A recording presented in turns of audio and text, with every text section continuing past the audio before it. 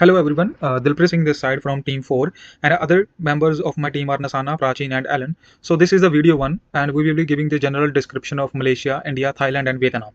So firstly we will give the general overview, demographics, trade and infrastructure of all these countries. Here is the map and you can see India, Thailand, Malaysia and Vietnam in different colors. So this is the bar graph shows that the population rate, density and growth rate of all these countries, like India with the highest one, Malaysia with the lowest, Thailand and Vietnam are almost equal, and United States is much more than from the Thailand and Vietnam. So firstly, I will give the general overview trade and infrastructure of Malaysia. So Malaysia is being aligned with the World Trade Organization, GATE and IMF. World Trade Organization, Malaysia has been member of World Trade Organization since 1995, actively participating in global trade negotiations and advocating for fair trade practices. So GATE, as a precedent to the WTO, GATE laid the groundwork for Malaysia's trade policies. Malaysia benefited from GATE's multilateral trade frameworks. IMF provides International Monetary Fund, which provides the financial help to the Malaysia whenever they face difficulties. Next, we are having the major imports and exports. Malaysia exports around 46.14 US billion dollars and imports around 19.44 US billion dollars.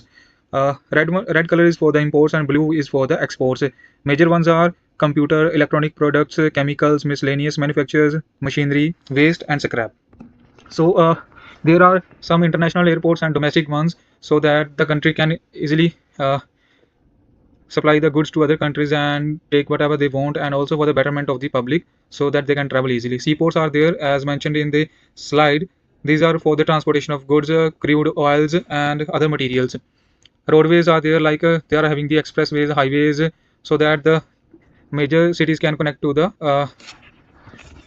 special bigger one highways. Railways are there, like KTM is there, HS are there for the betterment of the public and for the country. Communication infrastructure is there, like landline providers, TM, Celcom, Axis, Digi, and Malaysia is all covered with the 4G and 5G network services, so that people can easily communicate with their loved ones.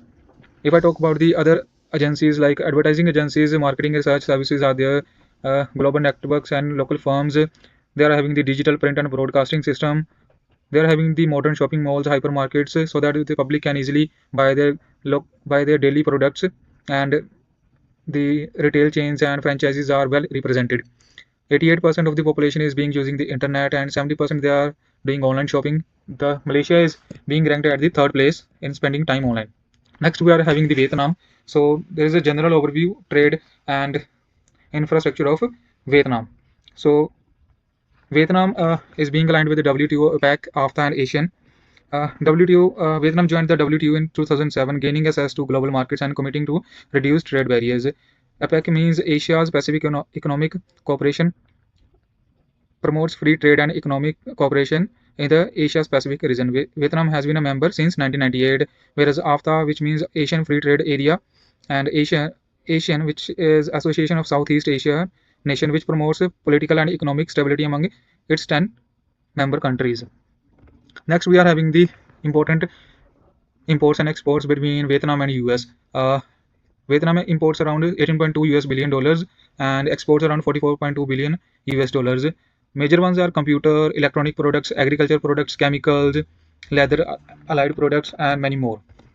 They are having the old railways, and it is all single track, so they need to be modernized for the welfare of the country. And the roadways are there, like expressways, highways, and special thing is they are having the international road, like Vietnam to Singapore.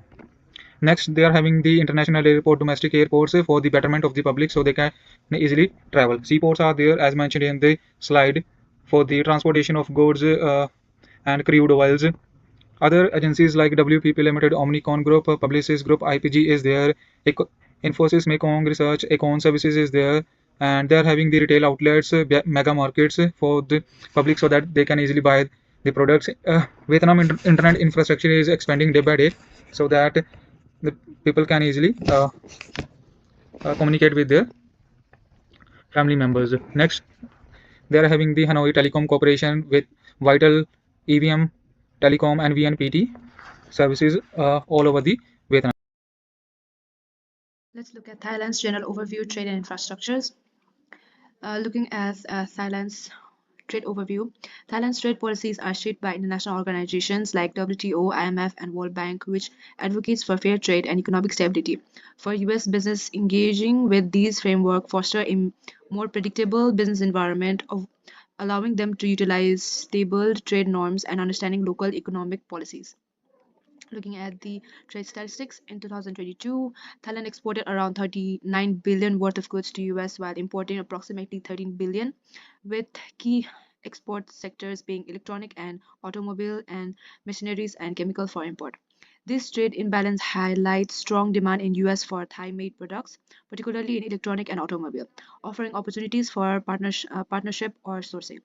Looking at the transportation infrastructures, Thailand's extended transportation network, including over 115,000 kilometers of road, a developing railway system, major air travel hubs like Suvarnabhumi Airport, and key seaports such as Bangkok Port and Liam Chang Beng, significantly benefiting the U.S. business. The infrastructure reduce operational cost and improves supply chain efficiency, enabling American companies to export goods and establish local manufacturing more easier. Looking at the communication infrastructure, US companies entering the Thai market can capitalize on the high mobile service accessibility 90% and internet usage 45% to tap into a growing digital consumer base. This metrics highlights strong demand for mobile products and e-commerce, enabling firms to reach a significant number of connected consumers. Looking at the retail infrastructure, Thailand's retail landscape is undergoing significant transformation, particularly in the urban area, with around 30% of the population participating in the e-commerce, mostly among young consumers. Companies entering this market should leverage this digital trend and utilize their marketing approach to resonate with the preference of the younger shoppers.